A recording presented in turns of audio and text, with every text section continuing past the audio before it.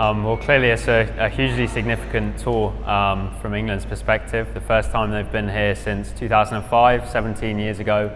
I think particularly after pulling out of last year's tour at such short notice, it's been really good to see England get such a great welcome here in Pakistan and sort of repay the debt that I think they probably owe Pakistan after the last few years.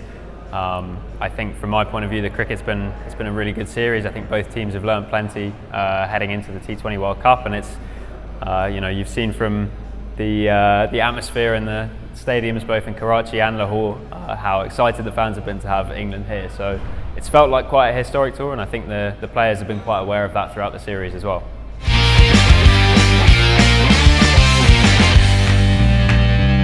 Yeah, there's obviously a couple of players coming back before the start of the World Cup. So Ben Stokes has been rested from this tour, and Chris Jordan and Liam Livingstone have been injured. So that's clearly three sort of big injections into the squad when they arrive in Australia next week.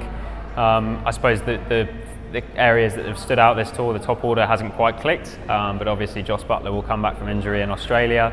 And I think that the key thing from England's point of view from this tour has been about making sure that everyone arrives in Australia next week sort of fit and focused and fresh and ready to go.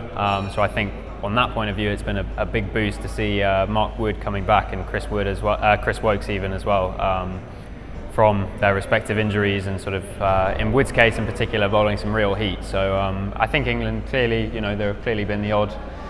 It's clearly been the odd thing that hasn't gone perfectly, hence they're 3-2 down in the series at the time I'm speaking, but I think they'll be pretty happy with how preparation is looking heading to Australia.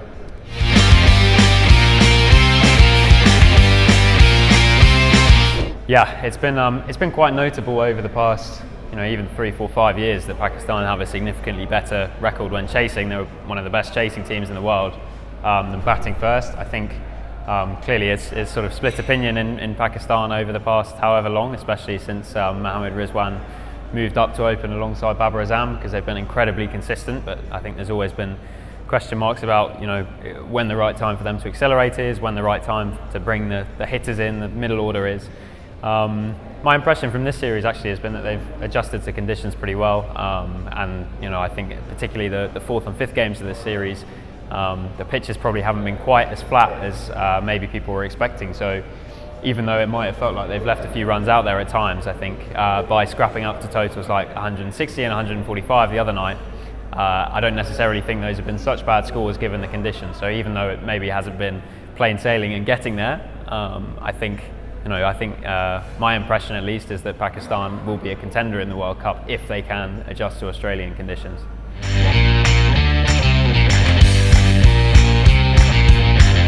It's been great to see so many people bowling really fast as well. I think we saw that in the Asia Cup, how well some guys have sort of stepped up to the plate in the absence of Shaheen, who, even though he's still a pretty young guy, is pretty much the leader of the bowling attack now. But I think particularly in this series, Haris Rauf has seemed to sort of lead the attack, and then you've had guys around him, Hasnain, Naseem Shah, even people like Mohammad Wasim Jr. and Amer Jamal on debut the other night. Pakistan sort of seems to have this habit of producing quality fast bowlers who can bowl at 140 plus kilometres an hour. So yeah, it's been really exciting to see. I think particularly sort of under the floodlights defending scores, I think that over Haris Rauf bowled in Karachi in the fourth game there will live with me for a long time.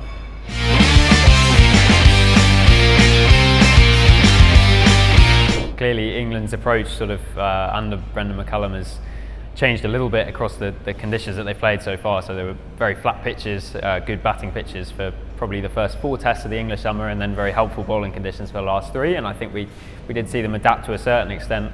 Particularly, I think the players have said they felt their win in the second test against South Africa at Old Trafford was probably their most complete performance so far under the new regime.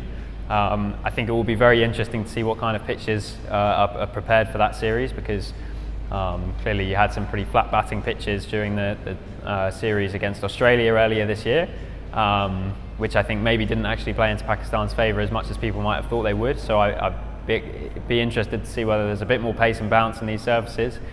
But yeah, I expect England's first thought will be to be positive with the bat and be attacking and look to take wickets with the ball. But equally, if there are days where they need to sit in on a slow pitch and sort of block out for a draw or soak up some pressure, I'm sure they'll try and do that as well. I don't think it's quite as simple as just attack, attack, attack.